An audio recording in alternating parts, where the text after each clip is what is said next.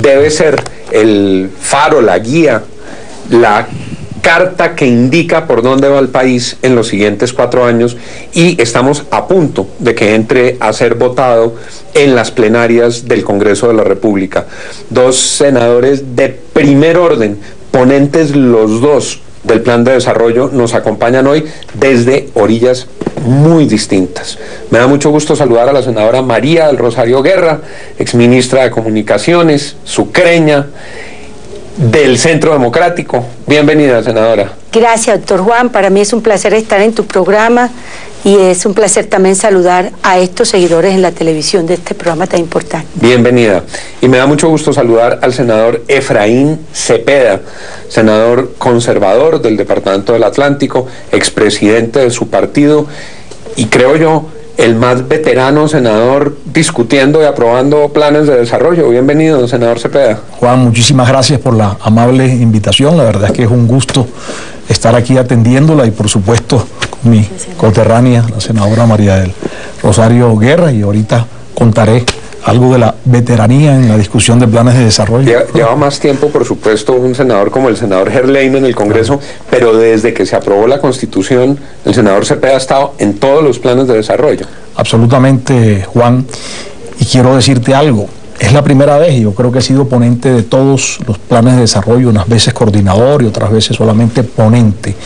Es la primera vez que se hace una discusión tan rigurosa. Ha habido discusiones muy profundas, yo no voy a decir que no, pero acá hemos hecho los ponentes repaso no en una, sino en varias ocasiones, artículo por artículo, proyectados en una pantalla, se leen. Quien tiene alguna inquietud levanta la mano, se debate, sin importar si es gobierno o oposición. El gobierno cuando hay posiciones sensatas, muchas, como la de la senadora María del Rosario, el gobierno las ha acogido y creo que nos ha salido un plan de desarrollo mejor que el que se presentó. Y ese ejercicio debe ser largo porque son muchos artículos. Claro, comenzamos en 200. Comenzaron con 206. 206, senador sí, Cepeda. creo que sí. 206, luego le agregaron cerca de 20. Luego lo depuraron y creo que podemos estar terminando como con unos 240 artículos. Sí, estamos bordeando los 250 casi. Poderoso libro. Senadora, le pregunto desde la oposición, desde el Centro Democrático, ¿cómo se han aproximado ustedes a este plan de desarrollo del presidente Santos? Dentro de la responsabilidad como partido de oposición hemos asumido con mucha seriedad el estudio del plan de desarrollo. Como ponente he hecho una revisión exhaustiva de los artículos y de gran parte de las proposiciones que nos han llegado en el debate. ¿Y cuál es nuestra posición, Juan y televidentes?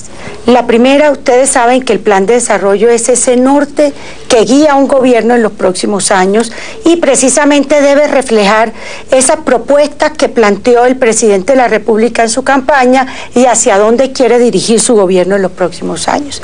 En ese sentido tengo que decir que el plan de desarrollo no satisface esa expectativa.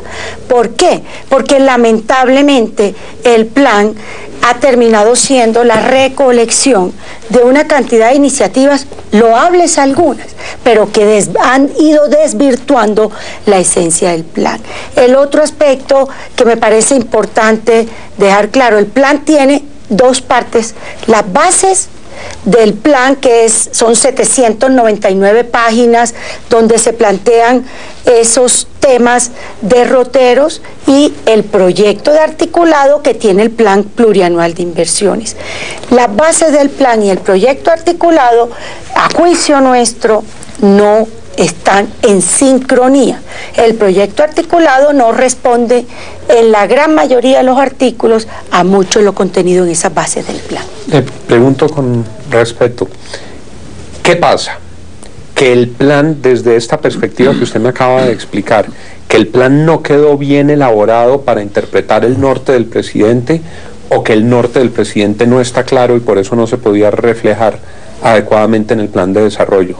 ¿Por qué sucede desde la perspectiva del Centro Democrático esa circunstancia? Juan, porque cuando el presidente Santos presentó su propuesta de gobierno siendo candidato, que se le ayudó, que su coordinador era el doctor Juan José Chavarría, tenía unos lineamientos que distan de lo que está contenido en el plan, que ya es una propuesta que estructura el Departamento Nacional de Planeación a través de un ejercicio que tengo que reconocer que fue un ejercicio bueno, de irse a los 30, cerca de, creo que fue a 30 ciudades del país dando la discusión.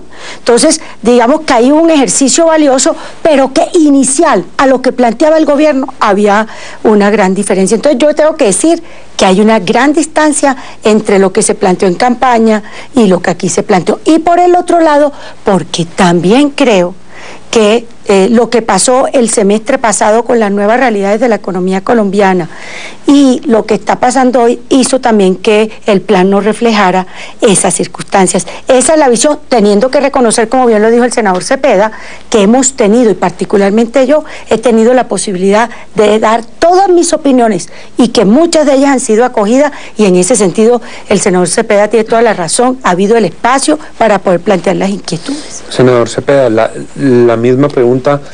A partir de estas opiniones, desde su perspectiva, ¿existe ese divorcio entre las bases del plan y el articulado del plan?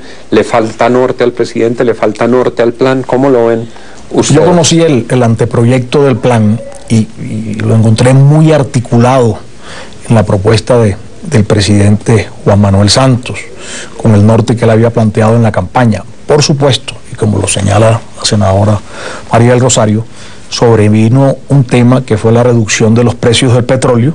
Se reducen a la mitad, 103 o 100 a 50, para hablar en cifras redondas, y eso llevó a hacer un recorte mayúsculo al plan de desarrollo del orden de los 80 billones de pesos, o 90 casi, 90 eran 790 y estamos creo que en 703, de los cuales el sector privado está financiando una gran proporción, pero por supuesto eliminar, cancelar 90 billones de pesos fue un golpe duro para el plan de desarrollo.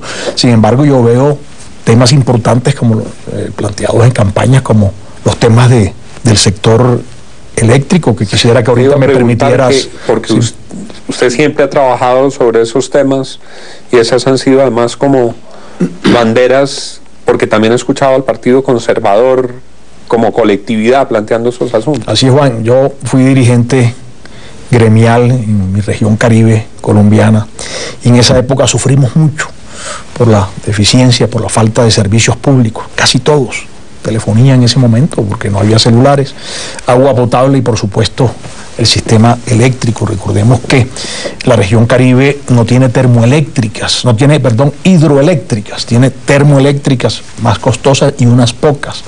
De manera siempre hemos tenido una energía muy costosa y una prestación del servicio deficiente. Por eso estos temas los hemos venido estudiando no solamente como Caribe, como hombre Caribe que soy, sino como conservador. La cartera de Minas ha estado en varias ocasiones con ministros conservadores, el actual lo es. ¿Y qué trae? ¿Qué trae el plan de desarrollo?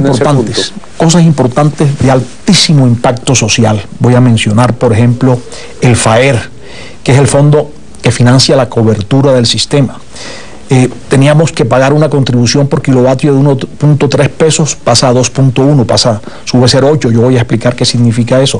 Cada punto son alrededor de 65.000, 70.000 millones de pesos. El FASNI, imagínense, para regiones no interconectadas.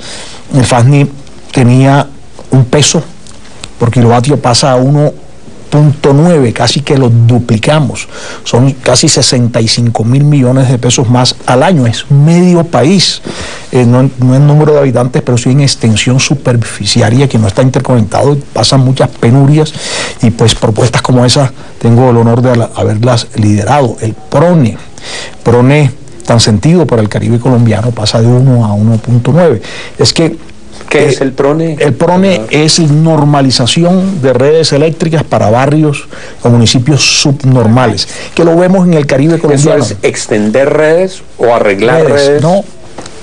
Juan, eso que tú ves cuando visitas visitas el Caribe colombiano, que son esos postes retorcidos y esa marañita de cablecitos que cada quien los va conectando en barrios totalmente subnormales. Entonces se formaliza. Además comienzan a pagar la energía eléctrica. Y finalmente un tema que es el FOES, que es el subsidio también que se da a estratos 1 y 2, eso pasa de 46 pesos por kilovatio, pasa a el doble, 92 pesos, y se cobra 2,5 por kilovatio. Imagínate que todo eso suma 7 pesos por kilovatio hora transportado. Si lo multiplicamos por 65.000, eso nos da alrededor de 300.000 millones de pesos al año en el cuatrienio, 1.200.000 que no salen de las arcas del Estado, pero que sí tienen un impacto tan importante porque va precisamente a sectores subnormales, a estratos 1, a estratos 2, y finalmente logramos también que estos subsidios para estratos 1 y 2 se extendieran por 4 años más, 60% para estrato 1, 50 para 2. Si no se hubiera hecho el incremento en la energía para esos estratos, hubiera oscilado entre el 20 y el 25%. Senadora María del Rosario. Sí, Juan, hay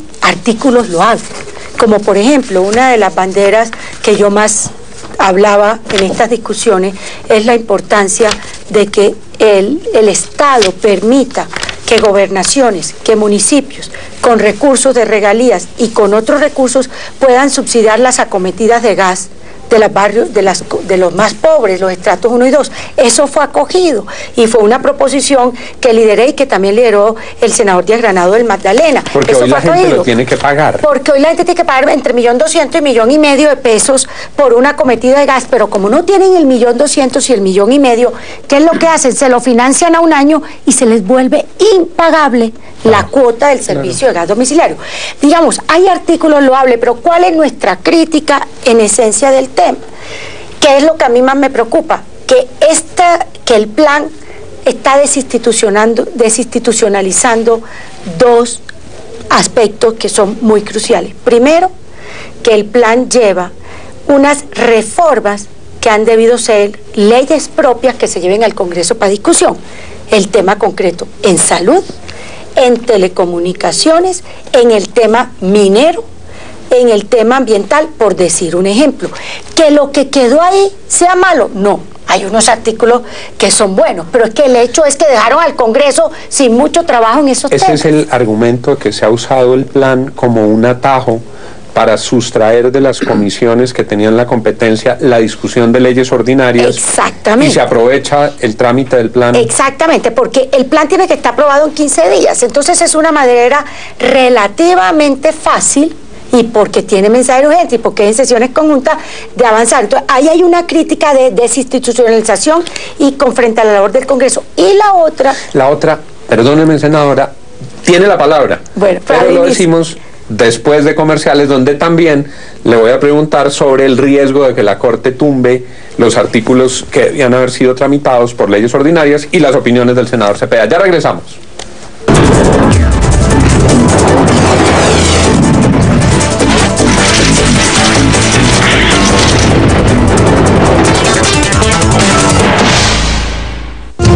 Usted está viendo Cable Noticias, 24 horas de información.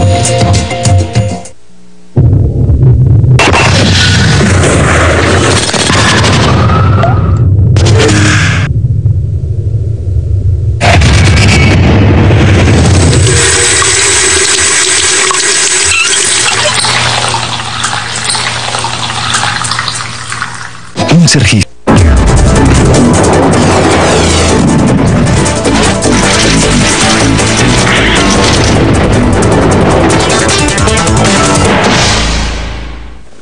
Regresamos con el plan de desarrollo, los senadores María del Rosario Guerra y Efraín Cepeda. La senadora María del Rosario Guerra del Centro Democrático estaba presentando sus objeciones, sus preocupaciones por los riesgos de desinstitucionalización que generaría el plan, y vamos al segundo. El segundo, Juan, y queridos televidentes, es claramente la Corte Constitucional dice que el plan no puede ser utilizado para corregir leyes. Resulta que leyes del 2012 y del 2013 de este gobierno tienen artículos de corrección dentro del mismo plan, inclusive la última, la de reforma tributaria. Entonces uno sí no puede estar de acuerdo, siendo coherente con lo que significa un plan de desarrollo, a que se contribuya a que el Congreso pierda su labor legislativa, y segundo, pues a facilitar que se sucedan estas cosas. Y finalmente, para cerrar yo mi intervención en este tema, que también pues me preocupa mucho, y es que prácticamente se volvió esto, como dice uno, el árbol de Navidad, que se fueron colgando, arrancaron con 6 grandes subcapítulos y se le fueron agregando otros temas que yo pienso que, si bien son nuevamente interesantes, no debería haber ido en un plan de desarrollo. Senador Cepeda, están aprobando un arbolito de Navidad y déjeme, yo le pregunto una cosa adicional y lo hago con todo el respeto. Unos dicen es arbolito de Navidad, le cuelgan muchas bolitas, una cosita por aquí. Otros dicen le meten mucho mico, que no son temas que eran propiamente del plan y aprovechan el plan y entonces terminan ahí en las ramas del plan. Me remito nuevamente a mi experiencia en esto. Antes el arbolito de Navidad era porque había una lista como de mercado en las obras que se iban a financiar con el plan de desarrollo. Y creo que el listado era más grande que el propio articulado y las bases de los planes de desarrollo. Esta vez creo que se ha mirado con mayor responsabilidad y las bancadas han planteado macroobras para las regiones. En el tema del articulado y en el tema de modificación o de aprovechar el plan de desarrollo para tramitar partes de lo que podía ser una ley, a mí sí me gusta. A pesar de que muchos colegas nos critican diciendo que los estamos dejando sin trabajo, yo me pregunto qué es mejor para el país, que podamos entonces en el plan de desarrollo incluir unos artículos importantes con contenido social que impacten inmediatamente, o comenzar a tramitar leyes y además esto sin defecto de que se tramiten, porque creo que es posible que sea solo la almendra la que allí esté en el plan de desarrollo. Por eso a mí me parece importante ello. Y en el tema del articulado, caramba, creo que a pesar de que ha crecido al menos casi 40 artículos, pero recordemos que la piñata esa sí era las proposiciones llegaron a 1500. 1500. Si el gobierno hubiera querido satisfacer a los congresistas, de pronto las mete. Se estudiaron con responsabilidad entre los ponentes y encontramos que entre esas 1500 había 40 con muchas bondades, estoy hablando en términos redondos, que se discutieron, que se analizaron y que pues, ¿usted ya están las ponencias radicadas? Hoy radican en Cámara. Hoy se debe radicar porque hoy debe anunciarse en Cámara de Representantes. ¿Y la ponencia de Senado tiene que ser igual que la de Cámara? Así es. Es una sola ponencia. Es una sola ponencia. Esperamos solo recibirla, y escúchame María Rosario, porque creo que la reunión del día lunes, que fue la última, hasta las 11:30 de la noche, 12 de la noche, salió de allí la ponencia. Se nos prometió esta tarde entregar ya la ponencia definitiva, nos toca estudiarla esta noche y a ver si está de acuerdo a lo que allí aprobamos. Se firma y la Cámara comienza primero, no comenzamos nosotros porque tenemos equilibrio de poderes que entra en la plenaria del día de hoy. Y que no nos pase con el semestre pasado que nos pasó, senador, con la reforma tributaria, que cuando le llegó al Senado, ya como Cámara la había aprobado con ciertas condiciones, nos ponen como una barrera. Les quería preguntar, ¿son hechos cumplidos? Eso es la preocupación, porque así lo vimos con tributaria. Nosotros no votamos la tributaria. Hay un tema del plan que sí me parece muy importante. El plan está hablando de 703 billones de pesos, de los cuales 240 billones, o sea, el 34%, dice que lo va a provenir del sector privado. Un sector privado que acaba de ser gravado con la reforma tributaria del año pasado, y un sector privado que con esta nueva circunstancia de la economía, que su crecimiento se bajó y se está previendo más o menos un 3.4%, no podemos hoy. Yo no veo cómo va a ser para los próximos 4 años el más importante financiador del plan, porque el gobierno... Pero eso es impuestos. Es que ¿O es aparte de los eso es impuestos? alianza pública-privada, eso es cofinanciación por parte del sector privado, y básicamente ahí tenemos las 4G, pero a eso hay que sumarle que solo el Estado a nivel central se está comprometiendo con 258 billones de pesos, el 37%. Y el plan, les hago esta pregunta a los dos, el plan de una vez viene abriendo la puerta para una reforma tributaria, porque yo lo que le oigo al ministro de Hacienda es que no fue suficiente la reforma tributaria anterior ni la anterior, sí, y que parece que están abriendo las puertas.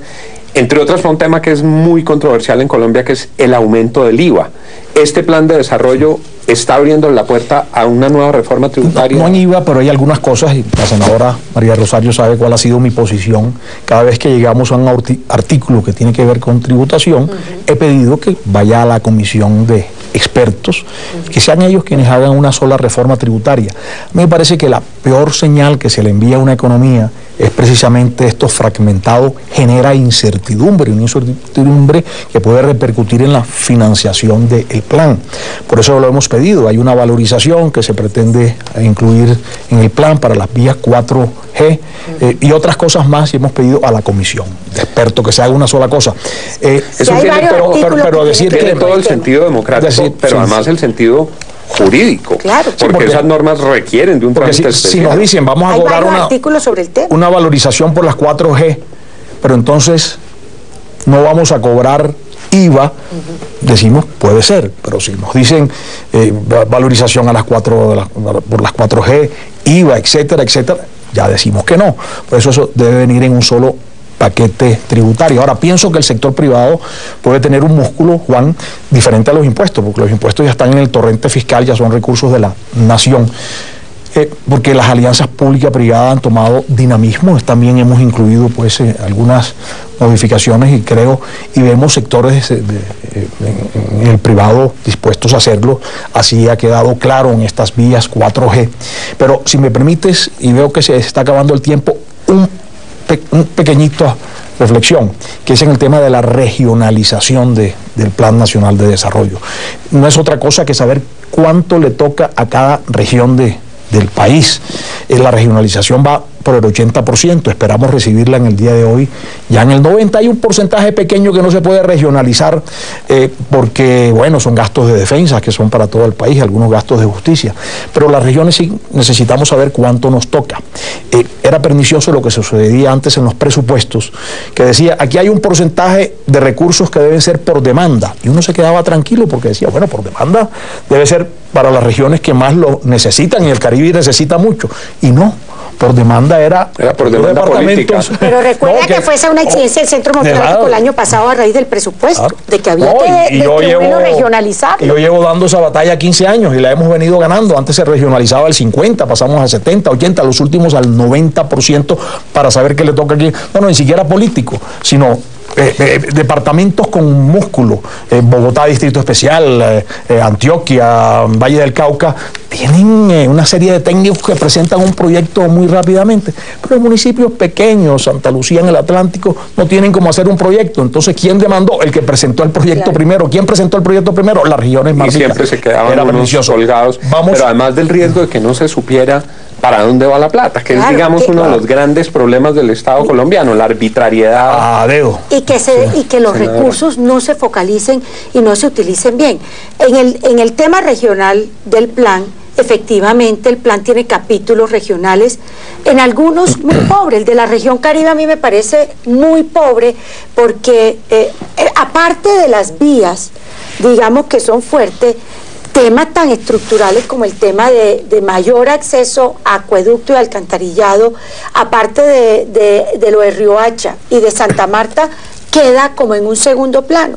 En el tema regional yo creo que faltó todavía ir a los grandes proyectos regionales. Vamos a ver si en este ajuste que están haciendo estos días se puede mirar. Hay un tema que creo también importante que se tome en cuenta, y es que el plan quiso echarle mano a recursos de municipios y departamentos a través del manejo de los impuestos a los licores o a los juegos de suerte azar, y el Congreso, un gran debate sobre eso, logramos que eso se sacara. Ustedes se opusieron a la pretensión del gobierno. Fue unánime. Bueno, que se oponga el Centro Democrático está bien, que es oposición, pero que se oponga el Partido Conservador, que somos gobierno, y casi todo el Congreso, y logramos tumbar esos artículos. Y en el tema de la región Caribe, María Rosario, que tocabas, sí, nos está tocando únicamente el 21,5%. Yo reclamé en el debate y esperamos la regionalización de hoy, que debíamos incrementarlo, pero mira lo pernicioso, Juan, tenemos el 21,5% del 80%. Si ese 10-15% que se regionaliza no llega al Caribe, se nos baja la participación del 21,5% al 20%, al 19%. Cosa que no puede ser, por eso la estamos esperando con atención. El plan de desarrollo va a ser aprobado, senador Cepeda, la unidad nacional lo va a impulsar. Veo que están los votos, esperamos que nos los permitan votar en el Senado sin camisas de fuerza, como nos pasó en la reforma tributaria, y a lo largo de la vida hemos visto que como no hay tiempo para conciliar, entonces toca aprobar el plan como viene, por ejemplo, de la Cámara. Espero que nosotros salgamos rápido de equilibrio de poderes para que nos pongamos el día con la Cámara de Representantes. Senadora María del Rosario, ¿y el Centro Democrático? El Centro Democrático está haciendo un ejercicio muy serio. Tenemos un gran grupo de artículos que por no tener unidad de materia deberían tener leyes propias, o están reformando leyes en contra de lo que dice la Corte. No los vamos a apoyar. Otro que definitivamente nosotros por principio no podemos apoyar. Como por ejemplo. Porque son más, hay temas, por ejemplo, que nosotros, el tema de la salud, nos deja muy preocupada la creación de esta nueva institucionalidad de la salud o del sector agropecuario. Juan, el plan dice que la transformación del campo es fundamental, y la transformación del campo la despachan con 5 artículos, uno de los cuales es crear una unidad especializada de tierra y otra de desarrollo rural. Una segunda que es fundamentalmente unas reformas que están planteando algunas entidades del campo, pero el resto de visión de desarrollo rural no hay. Entonces hay uno que por principio creemos que no vamos a votar y otros que sí. Nos indican los productores que se nos ha acabado el tiempo, pero yo les agradezco mucho. Sí, esta media hora voló. ¿Y qué hacemos con las otras 10 propuestas? Sí. Hacemos una serie de programas. Sí. Plan de desarrollo 1, 2, 3. Muchas gracias. Gracias por la amable invitación, Juan y María Rosario. Qué gusto haber compartido el a ustedes. Muchas gracias por habernos acompañado en el programa de hoy.